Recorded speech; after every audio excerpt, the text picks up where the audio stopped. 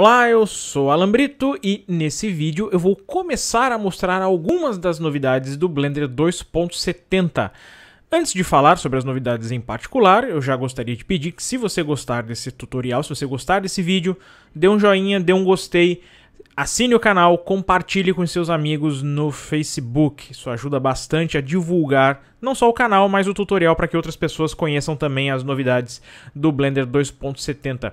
E o foco desse vídeo em particular agora é a interface. A interface do Blender mudou? Sim, mudou pouca coisa, não é aquela coisa drástica, não são aquelas mudanças drásticas que foram propostas pelo Andrew Price alguns meses atrás, em que ele queria que o Blender ficasse com a cara do 3ds Max. Calma, você não precisa entrar em pânico ainda, o Blender não teve essa mudança drástica, foram só algumas pequenas alterações estéticas, algumas delas muito simples, muito superficiais e outras um pouco mais, vamos dizer assim, organizacionais.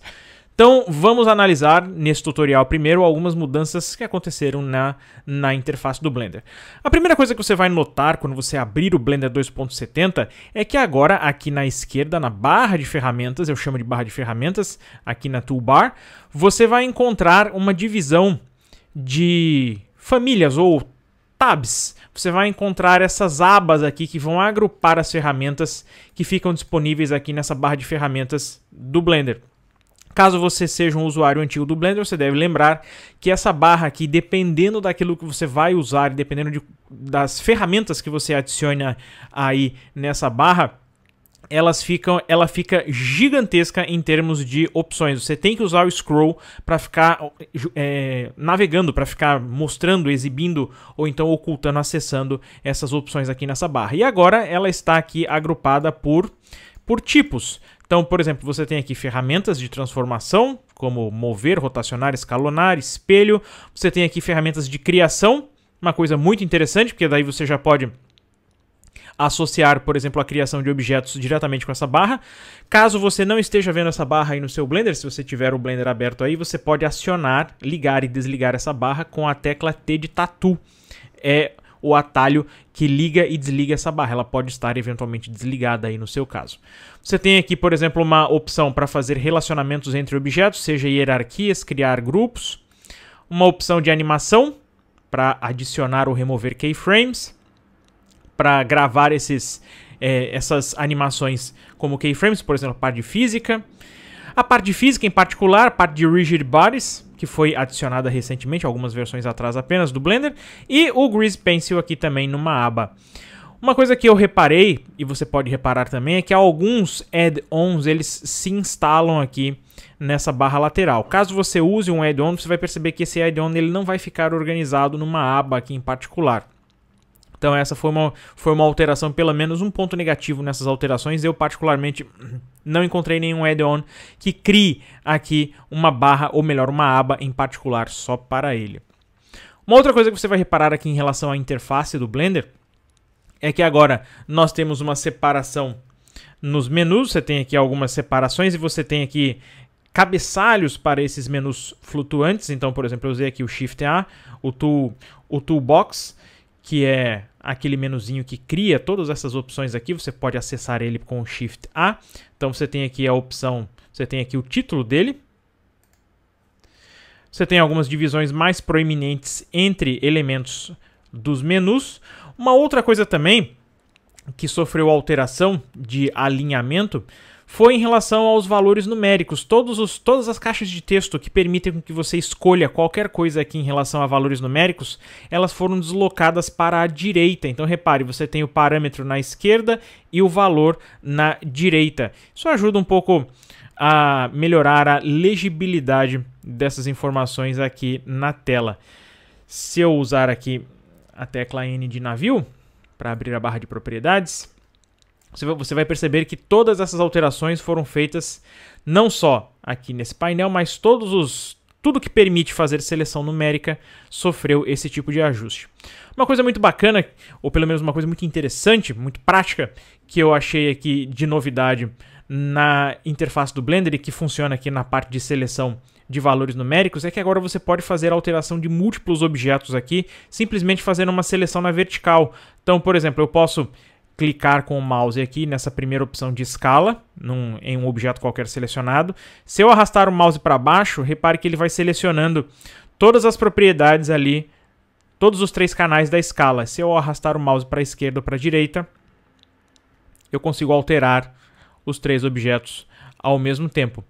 Se você quiser alterar os 3 ao mesmo tempo, você pode, por exemplo, apagar os valores, apertar Enter.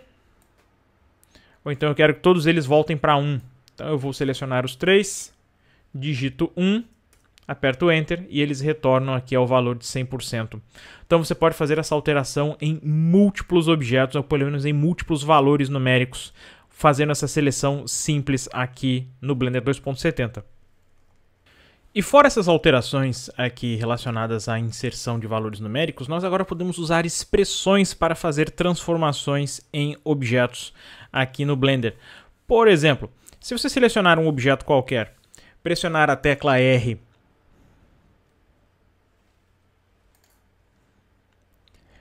e pedir para que ele seja rotacionado, o Blender vai conseguir rotacionar sem problema nenhum. Caso você seja um usuário mais antigo do Blender, caso você tenha feito lá o meu curso gratuito de Blender no eadalambrito.com, você vai saber que se você selecionar o objeto, rotacionar, ou melhor, acionar a tecla R e rotacionar ele, depois de escolher, por exemplo, um eixo, quero rotacionar aqui no eixo Z, você pode adicionar, você pode usar valores numéricos para fazer essa transformação. Por exemplo, nós podemos digitar aqui 30 no teclado, e você vai perceber que o Blender vai mostrar aqui no canto inferior esquerdo o valor correspondente a essa rotação. Se eu apertar Enter, ele vai fazer a rotação de 30 graus. Mas e se você não quiser fazer 30 graus? Se você quiser, por exemplo, fazer 3 giros, você precisa calcular, vamos dizer que você está fazendo uma animação e você precisa que essa animação ela aconteça em blocos de 15 graus e você precisa fazer uma rotação de 15 graus, você tem que avançar 8 keyframes. Então você vai ter que fazer a conta 8 vezes 15. Quanto é que vai dar isso em termos de graus? 8 vezes 15 graus. Faça de cabeça aí. Eu sei que isso não é muito prático. Você tem que fazer a conta fora do Blender para poder voltar aqui depois e fazer a transformação.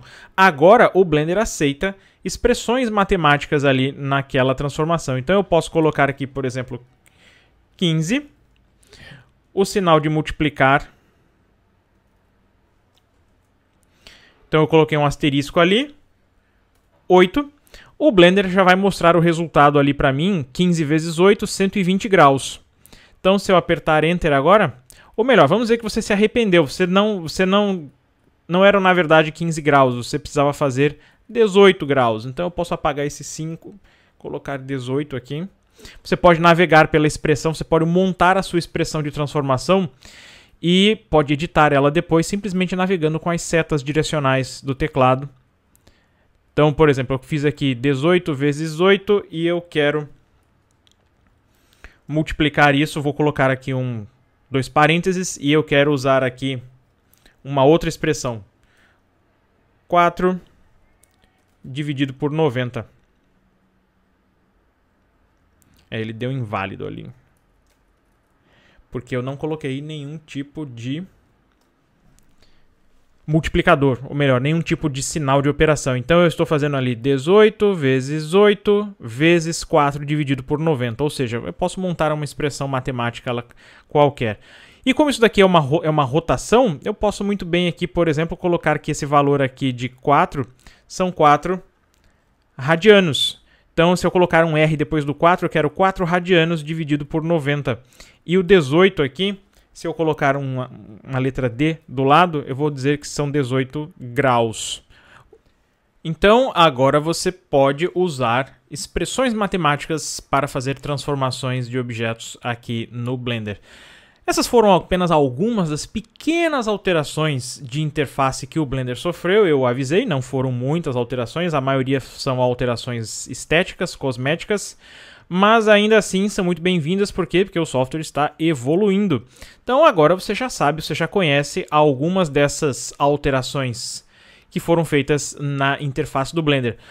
Então eu espero que você tenha gostado, espero que você tenha entendido como foram realizadas ou quais algumas dessas alterações que foram feitas na interface do Blender.